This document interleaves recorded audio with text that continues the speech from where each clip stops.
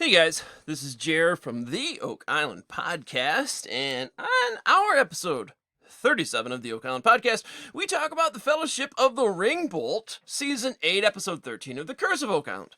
Now, we have discussed before that sometimes on Oak Island, the show, The Curse of Oak Island, that they perpetuate some of the more legend as opposed to always digging for the truth. Certainly the idea of the seven must die is something the show kind of pushes, but we don't ever really get to in the show. But, the production company pushes, but Rick and Marty don't really seem to bring that up too often. However, I've heard it said Samuel Ball was maybe one of the three original discoverers. Now, this was mentioned on the Fellowship of the Ring Bolt, and they said it was first reported in a written work entitled The History of the County of Lunenburg. Now, I went out and did some digging. I got to the bottom, as it were, of this, and it's a huge document. You can find the link to the document. You can peruse it yourself on our website for episode 37. But again, you'll notice my cursor, the scroll bar here is about halfway down, and it's kind of divided into these blocks, 300, 301. And just at the very end of 300 is where I found mention of Samuel Ball. And just wanted to find out what this document said and if he was really mentioned as one of the three original discoverers of the money pit in 1795. So at the very tail end of document 300, right before it gets to 300, and it goes, or 301, and it goes to about 303, they mention, among the islands, none is more widely known than Oak Island, 4 miles from Chester, so called from the beautiful oak trees, some of which remain. It has become famous for the searches from time to time made for treasures supposed to have been buried by the noted pirate Captain Kidd. The first settlers were John McCullen, Daniel McGinnis, father of Mrs. Thomas Whitford of Chester. One of the earlier residents was Samuel Ball, a colored man. Again, this is the document itself, who came from South Carolina, where he had been a slave to a master whose name he adopted. His wife had been a domestic in the house of Treasurer Wallace at Halifax. Their union is thus recorded in his family Bible. Samuel Ball and Mary Ball was married 1795. The farm of 36 acres on which he lived and which he cleared is now occupied by Mr. Isaac Butler, who resided with him. Silhouettes of Mrs. Ball and others are seen in one of the rooms of the house built by Mr. Ball. He died there, December 14th, 1845, aged 81 years. He was known as a good man. The other occupants of the island are James McGinnis and Ennis Yodry.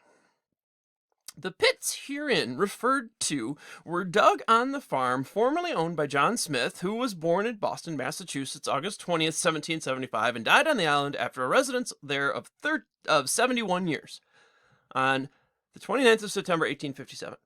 He brought up his children very respectably. His daughter Mary lived in the family to which the writer belongs for 16 years, and he takes pleasure in here mentioning her name, remembering with gratitude her faithful attention in the days of his childhood at Chester and afterwards at Dartmouth. Several accounts have been given to the writer of work from time to time done on the island, and some of it he himself has witnessed. The leading facts are embodied in the following condensed statement from lengthy papers published December 20th, 1863, and subsequently by a member of the Oak Island Association, who said that more than a century before, an old man died in what was then known as the British colony of New England, who on his deathbed confessed to having been one of the crew of the famous Captain Kidd, and assured those who attended him in his last moments that he had many years previously assisted that noted pirate and his followers in burying over 2 millions of money beneath the soil of a secluded island east of Boston. This news having been widely spread, many searches were made, but all in vain. 3 men, Smith, McGinnis, grandfather of James McGinnis, and Vaughan, emigrated from New England to Chester. Smith and McGinnis took up land on Oak Island, and Vaughan settled on the adjacent mainland. McGinnis one day discovered a spot that gave evidence of having been visited by someone a good many years earlier. So again, to me, stepping away from the text, yes, Ball was mentioned. But right after Ball was mentioned, heck, they mentioned this other fella as well, Ennis Yodry. He never gets brought into this. But then after mentioning Samuel Ball, you'll see it goes on to clearly state 3 men, Smith, McGinnis, and Vaughn. Continuing on. There have been cuttings away of the forest, and oak stumps were visible. One of the original oaks was standing, with a large forked branch extending over the old clearing. To the forked part of this branch, by means of a tree nail connecting the fork in a small triangle, was attached an old tackle block. McGinnis made known his find to his neighbors. Next day, the 3, once again, Smith, McGinnis, Vaughn, the 3 visited the place, and on taking the block from the tree, it fell to the ground and went to pieces. They found the remains of a road to the tree to the western shore of the island. And they concluded that if Kidd had buried money, it was probably here. The ground over which the block had been settled and formed a hollow, they cleared away the young trees and removed the surface soil for about 2 feet when they struck a tier of flagstones, which they found differed from the island stones, and concluded that they had been brought from the vicinity of the Gold River. On removing these, they saw they were entering an old pit that had been filled up. The mouth was 7 feet in diameter, and the sides were tough, hard clay. But the earth which had been used in filling was loose and easy to be removed. 10 feet lower was a tier of oak logs, tightly attached to the sides, and the earth below them had settled nearly 2 feet. The logs were very much decayed on their outside. Removing these, they went 15 feet further down. To get below this, they required help, but none seemed willing to assist.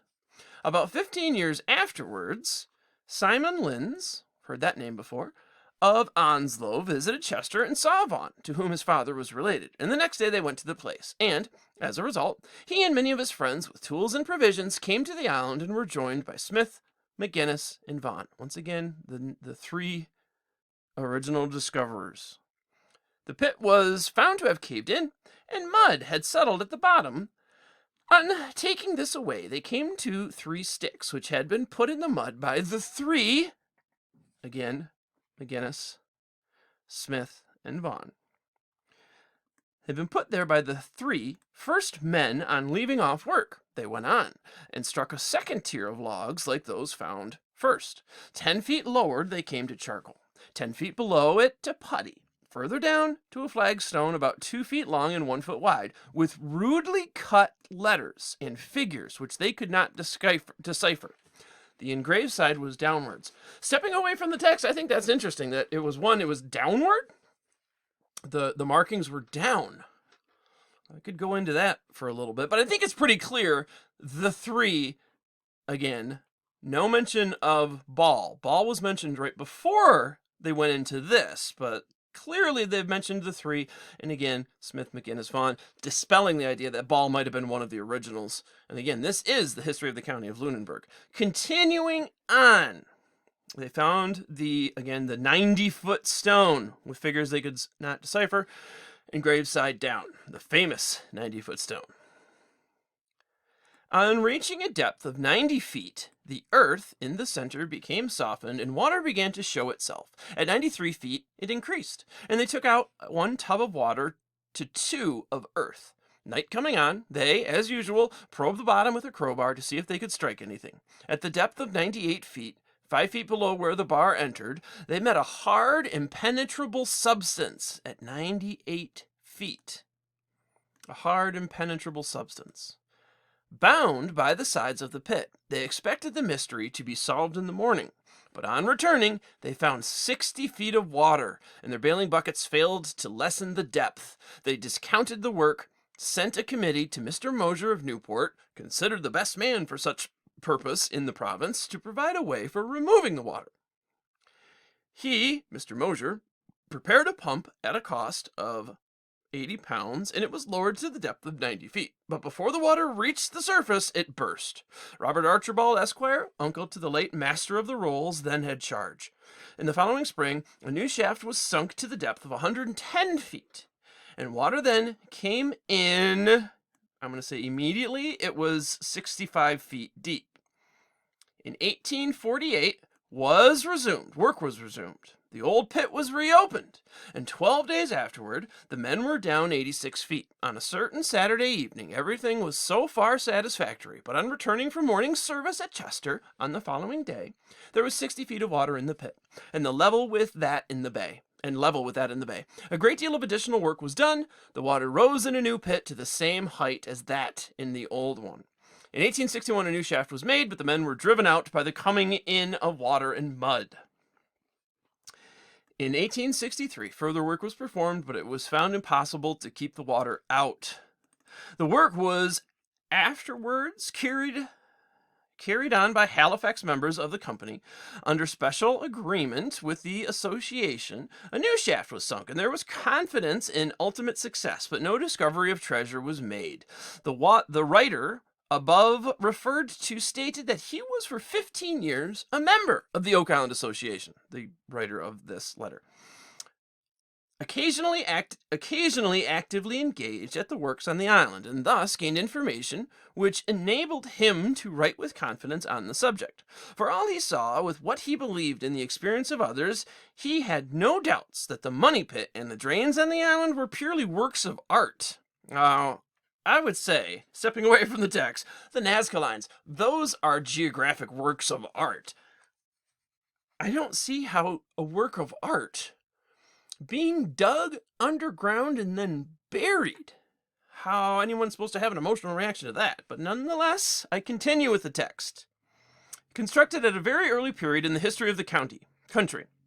But for what purpose, he could not say. And as to whether Captain Kidd's buried treasure lies at the bottom of the money pit, or whether, as more believe, it does not, he did not feel it safe to offer an opinion. 60 men and 30 horses have been at one time engaged on Oak Island. Many years ago, a day was named when all who should visit the island would see Kidd's treasure brought to the surface. Schooner and boatloads of people gathered from all directions. An old German looking at the work said, "The deeper they dig, the deeper it sinks." Parties from abroad have continued the search at intervals, and as recently as 1892 and 1893, new pits were dug. Those who were employed in one of them were told that the ground would cave in, but they were not inclined to believe it. They soon had an indication of the till, I'm guessing, or an indication of the truth, and had been out only about 5 minutes when several cartloads fell in. This ended the attempt they made, and the party left the island. Another pit was afterwards dug, but not to any great depth. Still later workings, with others, are said to have been prompted by the dreams of a man in an eastern community, or eastern country maybe, to whom certain spirits appeared, by whom he was taken to the island and shown the long coveted deposits of gold and silver.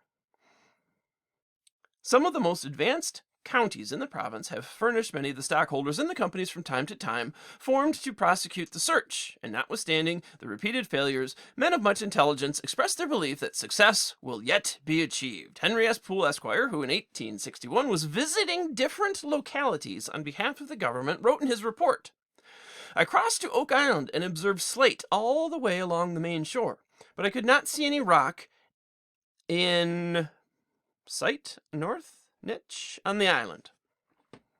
Not see any rock in sight on the island.